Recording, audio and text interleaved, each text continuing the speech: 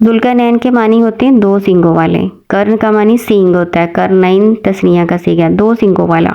ان کا یہ نام کیوں پڑا، اس کے بارے میں مفسرین کی مختلف رائے ہیں۔ کچھ کہتے ہیں کہ ان کے سر پر واقعی دو سینگ تھے، کچھ کہتے ہیں نہیں سینگ نہیں تھے، تو معنوی مطلب لیا گیا ہے، یعنی انہوں نے مشرق میں جا کے طلوع شمس کی جگہ پر کرنے شمس کو دیکھا تھا، پھر مغرب میں جا کر غروب شمس کی جگہ میں کرنے شمس کا مشاہدہ کیا تھا، اس لیے ان کو کہتے ہیں ذوالقرنین۔ ایک اس طرح سے بھی بات مشہور ہے کہ ان کے سر پہ دو لٹیں تھیں، کچھ کہتے ہیں کہ تاج پہنا ہوا تھا ایسا جس کے اوپر سینگ بنے ہوئے تھے۔ واللہ عالم کہ ان کا نام ذوالقرنین کیوں پڑا۔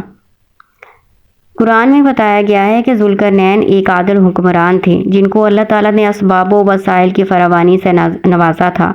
وہ مشرقی اور مغربی ممالک کو فتح کرتے ہوئے ایک ایسے درے پر پہنچے جس کی دوسری طرف یاجوج اور ماجوج تھے، جو لوگوں میں آ کے فساد پھیلایا کرتے تھے۔ تو وہاں کے جو لوگ تھے نا، انہوں نے ان سے درخواست کی کہ ہم آپ کو چندہ وغیرہ جمع کر دیتے ہیں، تو آپ ہمیں نہایت مضبوط دیوار بنا دیں تاکہ یاجوج ماجوج ہمارے علاقے میں آ کے فساد نہ پھیلائیں۔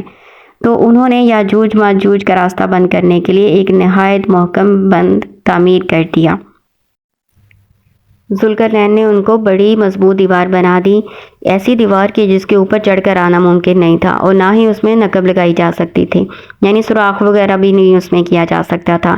تو ذوالقرنین نے اس کو اللہ تعالیٰ کی طرف منسوب کیا، یعنی اپنے علم کو ترجیح نہیں دی اور نہ اپنے مال و اسباب۔ اس نے کہا کہ اللہ تعالیٰ نے مجھے مال و اسباب مہیا کیا تھا، اللہ تعالیٰ کے دیے ہوئے علم کے بنا پر میں نے یہ سارا کام کیا ہے، یہ میرے رب کا فضل ہے، اس کی رحمت ہے۔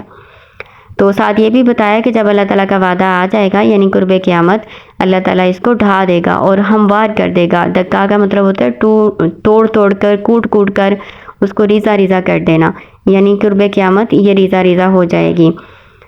ایک حدیث ہے نبی صلی اللہ علیہ وسلم کی، صحیح مسلم اور صحیح بخاری میں مذکور ہے۔ اس کا مفہوم اس طرح سے ہے کہ وہ جو یاجوج اور ماجوج ہے نا، ہر روز اس کو کھودتے ہیں، اس دیوار کو نا کھودتے ہیں، یہاں تک کہ جب وہ کھلنے کی قریب ہو جاتی ہے نا تو ان کا بڑا کہہ دیتا ہے کل کے لیے چھوڑ دیتے ہیں، تو اللہ اسے پہلے کی طرح کر دیتا ہے۔ لیکن جب اللہ تعالیٰ کی معیشت ہوگی نا کہ یہ نکلیں، ان کا خروج ہو، تو پھر وہ کہیں گے کل انشاءاللہ اس کو کھو دیں گے، اور پھر دوسرے دن وہ اس سے نکلنے میں کامیاب ہو جائیں گے اور زمین میں آ کے دوبارہ فساد پھیلانا شروع کر دیں گے، یہاں تک کہ لوگ قلعہ بند ہو جائیں گے۔ جو مسلمان ہوں گے نا وہ بھی ان سے مقابلہ نہیں کر سکیں گے کیونکہ ان کی تعداد ہی بہت زیادہ ہوگی۔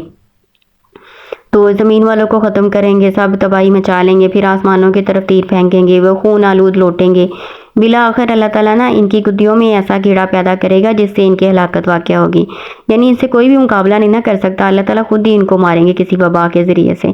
مسند احمد میں بھی یہ حدیث موجود ہے، جامعہ ترمذی میں بھی ہے، پھر صحیح مسلم میں ہے کہ یاجوج اور ماجوج کا ظہور عیسیٰ علیہ السلام کے نزول کے بعد ہوگا اور ان کی موجودگی میں ہوگا، لیکن ان کا مقابلہ کوئی بھی نہیں نہ کر سکے گا کیونکہ ان کی تعداد بہت زیادہ ہے نا۔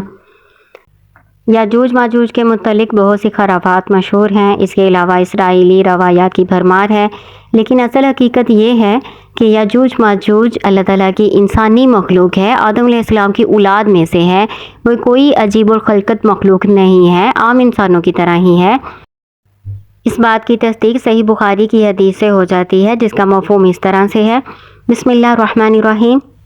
قیامت والے دن اللہ تعالیٰ آدم علیہ السلام کو کہیں گے کہ اپنی اولاد میں سے جہنم کے لیے نکال لیجئے۔ حضرت آدم علیہ السلام فرمائیں گے یا اللہ کتنے؟ اللہ تعالیٰ فرمائیں گے ہر 1000 میں سے 999۔ اس وقت حمل والیوں کے حمل گر جائیں گے، بچے بوڑھے ہو جائیں گے۔ یہ بات صحابہ کرام رضی اللہ عنہم کو بھی بہت شاق گزری اور ان کے چہرے پھک ہو گئے۔ تو نبی صلی اللہ علیہ وآلہ وسلم نے فرمایا کہ قوم یاجوج ماجوج میں سے 999 ہوں گے اور تم میں سے ایک۔ اللہ کی رحمت کی مجھے امید ہے کہ تمام جنتیوں میں سے تم آدھے ہوگے۔ صحیح بخاری کی حدیث، تفسیر سورہ حج۔ امید ہے قرآن اور صحیح حدیث کی روشنی میں آپ پر واضح ہو چکا ہوگا کہ ذوالقرنین کون تھے اور یاجوج ماجوج کی کیا حقیقت ہے۔ اللہ تعالیٰ آپ کے علم میں اور زیادہ اضافہ فرمائے، آپ کو کامیابیاں عطا فرمائے، آمین۔ السلام علیکم۔